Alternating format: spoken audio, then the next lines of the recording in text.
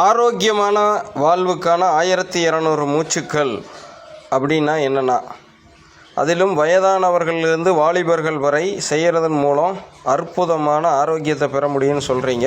அதை மீண்டும் ஒரு முறை டெமோ காட்டுங்கன்னு கேட்டிருக்கீங்க. ஸோ இப்போ உங்களுக்காக நம்ம பவுனம்மா கடைபிடிக்கிறத உங்கள் முன்னாடி காண்பித்து கொண்டு இருக்கிறேன். மொத்தம் 10 விரலை ஒவ்வொரு முறை பயன்படுத்தணும். ஒரு விரலுக்கு 122 மூச்சு, 10 விரலுக்கு கணக்கு போட்டுங்க. 1200 மூச்சை நம்ம கடந்துருவோம். ஒவ்வொரு விரலை கரெக்டாக நம்ம நீட்டி வச்சுக்கிட்டு 122 மூச்சு அப்படிங்கிறது உள்ளே, அதாவது ப்ரீத் இன் ப்ரீத் அவுட் சேர்ந்தது ஒன்றுன்னு கணக்கு வச்சு 122 முடிக்கணும். அப்படி கரெக்டாக கவனமாக வச்சுக்கிட்டு ஒரு விரலுக்கு 122 மூலம் மொத்தம் பார்த்திங்க அப்படின்னா 10 விரலுக்கு நம்ம 1200 மூச்சுக்கு மேலே விட போகிறோம்.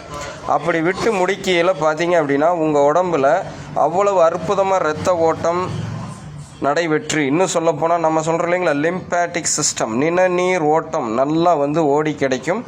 அதற்கான தூண்டுதல் இந்த குரு வித்தையின் மூலம் நடக்கும். ஓரிரு நாள் எதிர்பார்க்காதீங்க, தொடர்ந்து 18 நாட்கள் மினிமம் கடைபிடிச்சு பாருங்கள், மேக்ஸிமம் 48 நாட்கள். இப்போது பவுனம்மா ஃபைனலாக முடிச்சுட்டு breath in breathe out relaxation பண்ணுறாங்க. மொத்தம் நம்ம பார்த்திங்கன்னா 3 செட்டு, 6 செட்டு, 12 செட்டுன்னு பண்ணலாம். இப்போ பவுனம்மா தன்னுடைய உடல் உபாதையிலிருந்து மீண்டு நார்மல் லைஃபுக்கு படிப்படியாக திரும்பிட்டு இருக்கிறனால வெறும் 3 தான் பண்ணுறாங்க. ஓகேங்களா? அதை பண்ணிவிட்டு வலதுபுறமாக 3 சுற்று, இடதுபுறமாக 3 சுற்று. இப்போ நம்ம வீடு நம்ம குரு வைத்திய வாழ்வியலுடைய வாஸ்துக்கு ஏற்றாற் போல் கட்டியிருக்கோம். ஒரு ரூமில் பூந்து எல்லா ரூம் வழியாக வெளியே வர்ற மாதிரி எல்லாத்துக்கும் இன்டர்லிங்க் இருக்குது. ஸோ இப்போ அவங்க நடந்து போகிறத நல்லா கவனிங்க. இப்படி 3 சுற்று, ஆப்போசிட்டில் 3 சுற்று, அதாவது கிளாக் வைஸில் 3 ரவுண்டு, ஆன்டி கிளாக் வைஸில் 3 ரவுண்டு.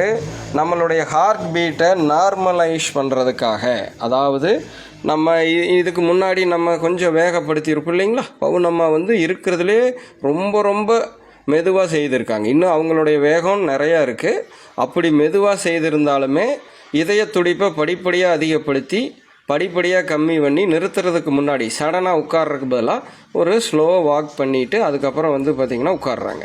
இதில் இன்னொன்று நல்லா தெரிஞ்சுங்க, நம்முடைய 2வது இதயம் 3வது இதயம்னு சொல்கிறோம் இல்லைங்களா, கால் பகுதியில் காப்ஸில், அதையும் ஆக்டிவேட் பண்ணுறதுக்கு இந்த குரு வித்தை பலன் தரும். இப்போ பார்த்திங்கன்னா காலையில் எம்டி ஸ்டமக்கில் தண்ணீர் குடித்து பிளட்டுடைய விஸ்காசிட்டியை சேஞ்ச் பண்ணிவிட்டு அதுக்கப்புறம் இந்த குரு விதையை செய்கிறாங்க. இதுக்கப்புறமா அவங்களுக்கு கொஞ்சம் நேரத்தில் சூச்சு வரும், தட் மீன்ஸ் யூரின் வரும். ஸோ டிஸ்போஸ் பண்ணிக்கலாம், அதாவது யூரினையும் போயிட்டு வந்துக்கலாம். உடம்பு அவ்வளவு ஃப்ரீயாக இருக்கும். இதுக்கப்புறம் நம்ம சாப்பிட வேண்டிய குரு பாகங்களை அடுத்த பதிவில் சொல்கிறேன், நீங்கள் பார்ப்பீங்க. ஸோ இயற்கை குரு பாகங்களாகவும் சமைத்த குரு பாகங்களாகவும் நீங்கள்லாம் பார்க்க போகிறீங்க. ஸோ அதையும் தெரிஞ்சுக்கங்க. இது ஒரு சிம்பிளானது. நம்ம வீட்டு பெரியவங்க இருக்காங்க இல்லைங்களா, பாட்டி, தாத்தா, அம்மாமார்கள், வயதாயிட்டாங்கன்னா அவங்களுக்கான பெரிதளவு வீட்டு வேலைகளெல்லாம் செய்ய முடியாது. அதே நேரம் அவங்க சாப்பிட்டுட்டு சும்மாவும் இருக்க முடியாது. அதுவுமே எச்சா பிரச்சனைக்கு வழிவகுத்துரும். ஏன்னா நம்ம உடம்புல இரத்த ஓட்டம் அப்படிங்கிறது ரொம்ப முக்கியம். குறிப்பிட்ட அளவு நடக்கணும். அதற்கு சின்ன இயக்கங்கள் இருக்கணும். அதுக்கு நாங்கள் இதை பயன்படுத்துகிறோம். நல்லா மைண்டில் ஞாபகம் வச்சுக்கோங்க. ஆக்சுவலாக பவுனம்மா இதோடைய ஃபுல் கெப்பாசிட்டி பண்ணுறது அப்படிங்கிறது 10 விரலுக்கும் நல்ல வேகமாக மூச்சு இழுத்து விடுவாங்க. அது ஏற்கனவே நீங்கள் நேரலையிலையும் பார்த்துருக்கீங்க, எடுத்து போடுற விஷயம்லையும் பார்த்துருக்கீங்க. இப்போ சிம்பிளாக இந்த மாதிரி பவுனம்மா செய்து மீண்டு வர்றாங்க. இது எதுக்கு உங்கள் முன்னாடி வைக்கிறேன்னா, உங்கள் வீட்டில் உள்ள பாட்டி, தாத்தா, அம்மாமார்களுக்கு ஏதாவது ஒரு பயிற்சி கொடுக்கணும்னு நினச்சிங்கன்னா, அவங்க சாப்பிட்ற சாப்பாடு நல்லா ஜீரணமாகி மலச்சிக்கல் இல்லாமல், அஜீரண கோளாறு இல்லாமல், உடம்பு உட்கிரகிச்சிக்கிட்டு நல்லபடியாக ஒரு லைஃப் ஸ்டைல் அவங்க வாழணும்னு நினச்சிங்கன்னா இதை உங்கள் சுய விருப்பத்தில் பின்பற்றி கொள்ளுங்கள். இன்னும் நிறையா வருஷங்கள் பாருங்கள். அதுக்கப்புறம் தெளிவு விட்டுட்டு பயன்படுத்து.